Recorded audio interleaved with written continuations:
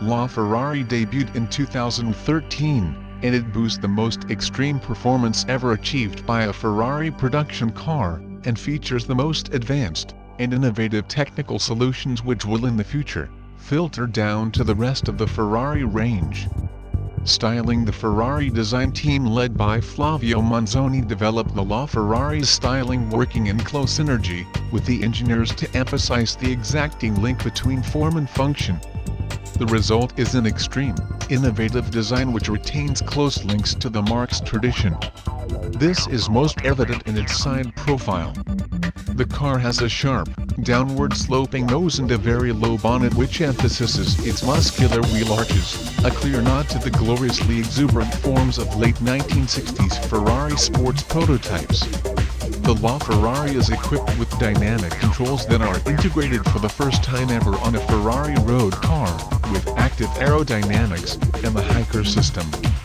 Thanks to Ferrari's proprietary logic which govern all the systems, the car can achieve absolute levels of performance, aerodynamic efficiency and handling without any form of compromise in any area.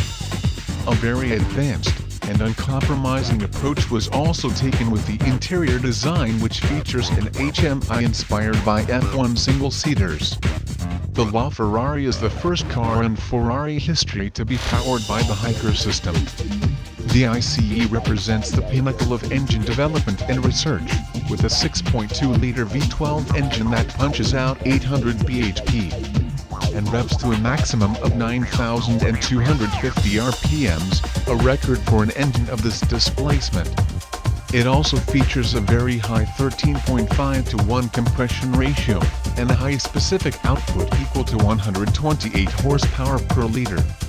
The engine is coupled with a 120 kilowatt electric motor, giving it a combined power output of 963 brake horsepower total.